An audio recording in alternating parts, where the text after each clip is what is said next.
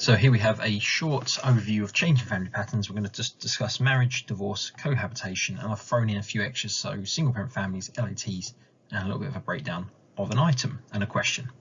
So this is all for sociology and it's for the families and households paper. So what we'll start here with is the definition of divorce. Now, divorce is the breakdown of a marriage, and marriage breakdown can take three different forms. So divorce refers to the legal termination of a marriage. So this is from the 1969 or 1971 Divorce Reform Act, and it's the idea that a marriage has ended because of irretrievable breakdown.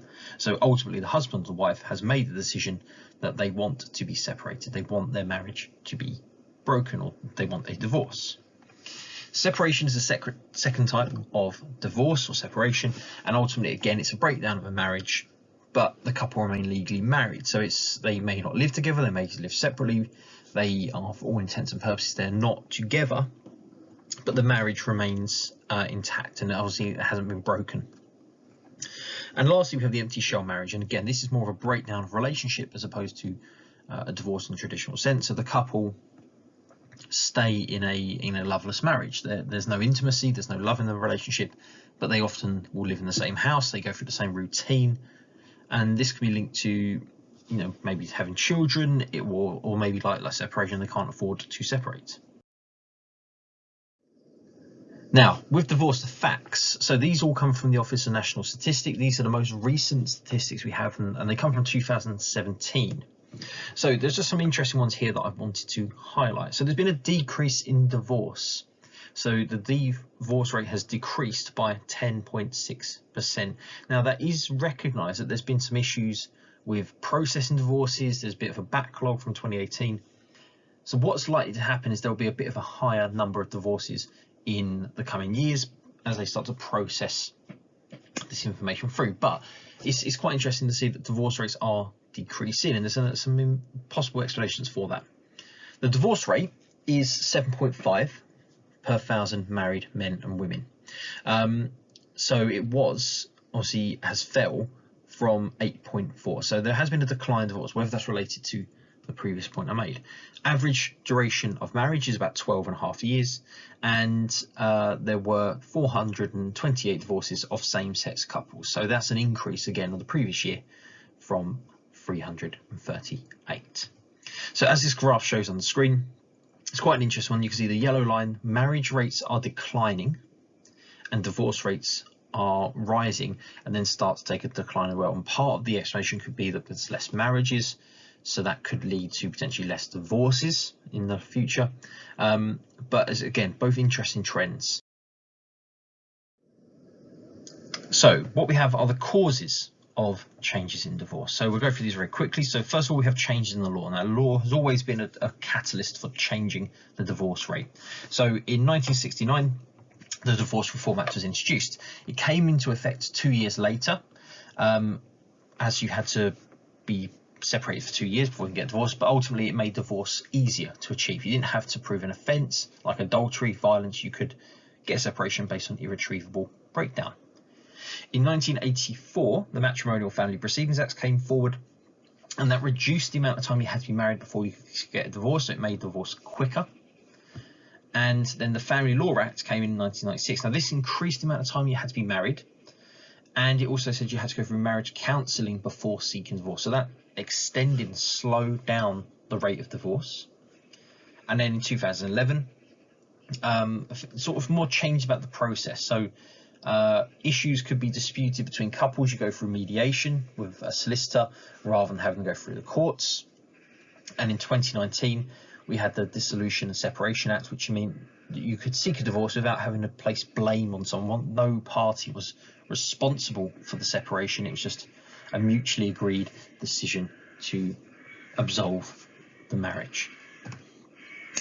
Declining stigma is that there's less stigma, negative attitudes towards divorce. It's no longer seen as shameful, it's more socially accepted, it's more common in society. So historically, divorce would have been this shameful or negative thing, and that's partly linked to the next point of secularization. So we've gone through a process of religion has lost its influence or losing its influence, and is no longer so significant in people's lives. Because of this, it's no longer seen as a sin to get divorced. It has less influence on the way society thinks about divorce, and therefore we see an increase in divorces.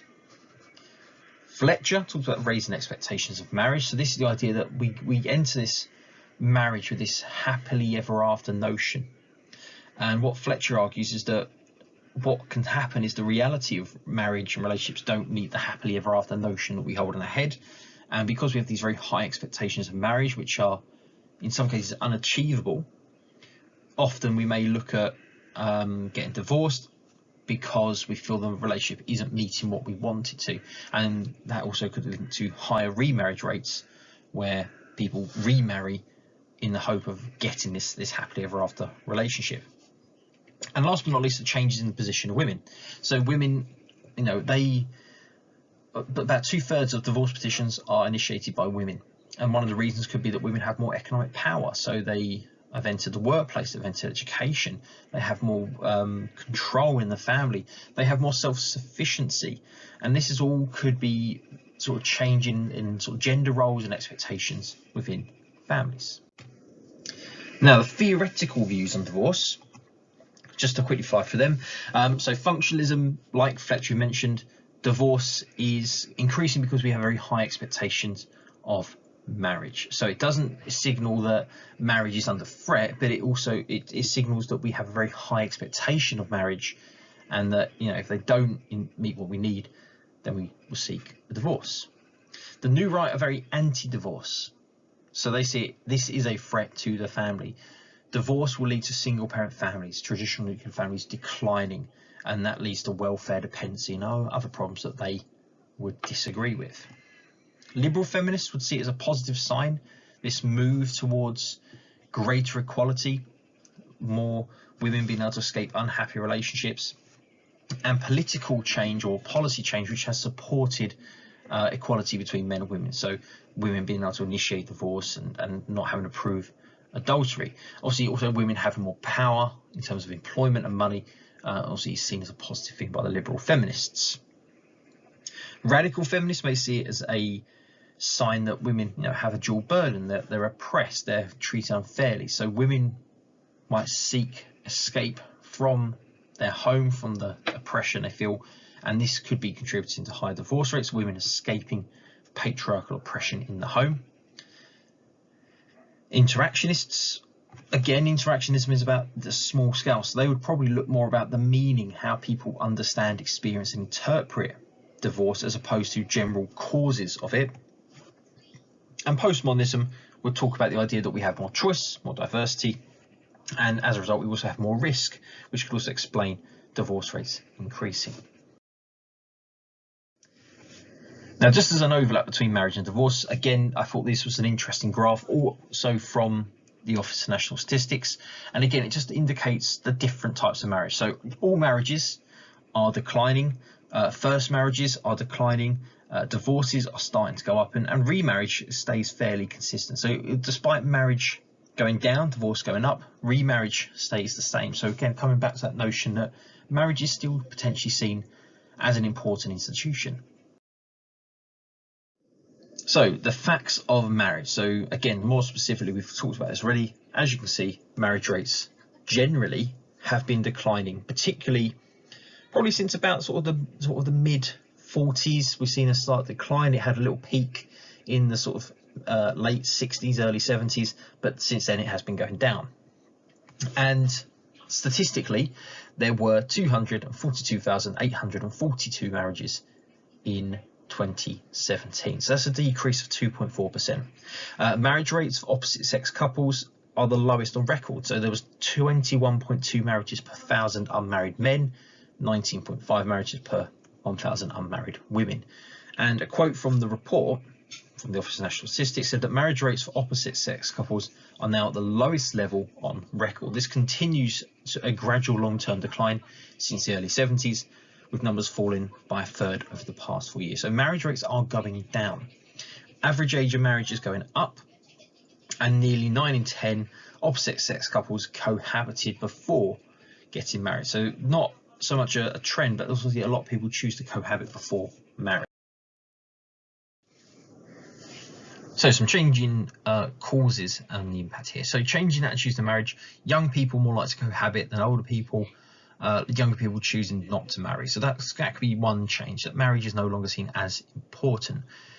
Second factor is secularization again. As you know, there's been a significant decline in religious marriages and a growth in civil ceremonies. So you can see by the graph that religious marriages have fallen quite significantly, continually almost, since the late 60s, whereas civil marriages and people getting married in non-religious sort of areas has risen quite significantly. The decline in stigma has also led to alternatives to marriage becoming more accepted. So in the past, you know, divorce, remarriage, cohabitation were all negatively viewed. Particularly women who did not marry had this sort of negative image of being a spinster, you know, and that they were sort of negatively seen as someone who didn't get married. And actually it's become more socially acceptable to not marry. Women have had a change in their position, so more power, more control. Divorce. Now, when it comes to cohabitation, cohabiting couples are the biggest type of family in society. Or the second largest, sorry. So 3.5 million cohabiting couples. And that's followed by lone parent families as the third largest. Now, most cohabiting couples have got children. So again, 16% of families with dependent children. So that's cohabiting couples, sorry, account for 16%. Same-sex married couples were the fastest growing type of same-sex families. And again, there's been these big changes, but the broader picture is still overall that although there's a declining trend in marriage, you know, cohabiting couples growing, nuclear or married couples still are the common family type. So some of the theories relating to cohabitation, we've got three key thinkers. So we have Chester, who talks about how most marriage is a trial period, and the idea that people use cohabitation to test whether they would want to marry someone. And again, it's quite good for testing, like living with them. Would you know what's the living situation like? Would you get on with them?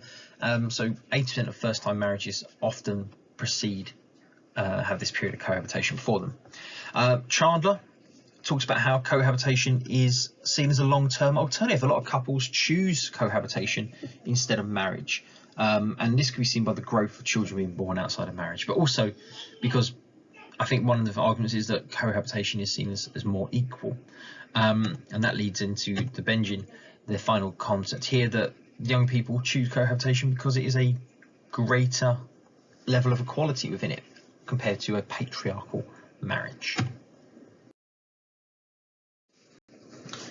So cohabitation and why it has risen. So some of the reasons for this we can think about is people may deter getting married.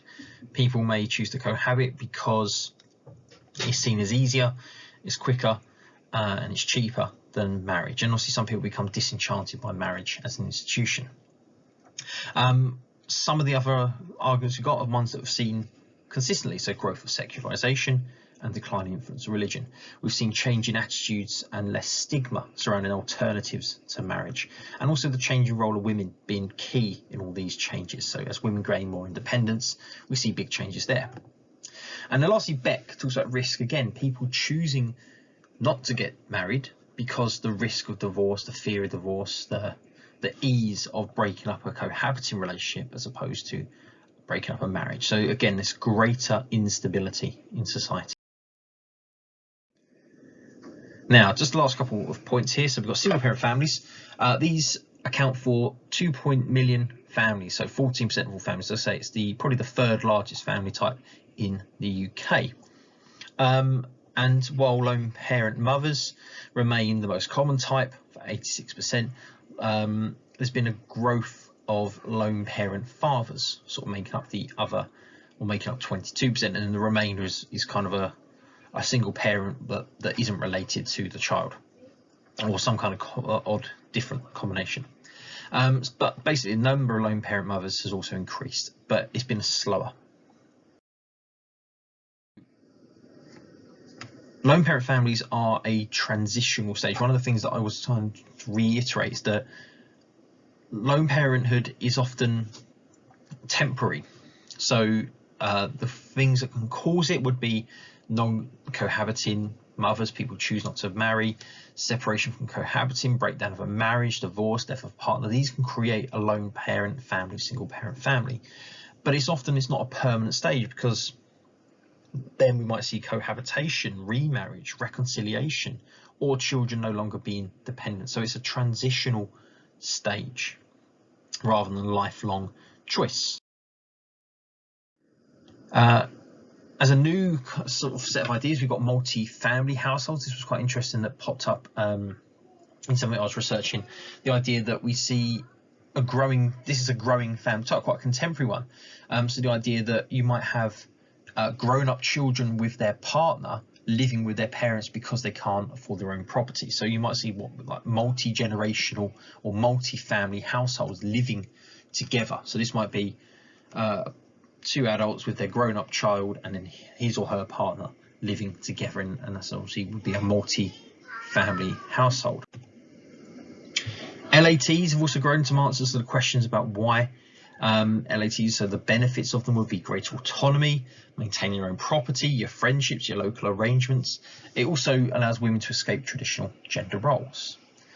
People may choose to be an LAT, living apart together, because they're maybe not ready to live together, they can't afford to live together, or there could be visa issues if it's a long distance relationship.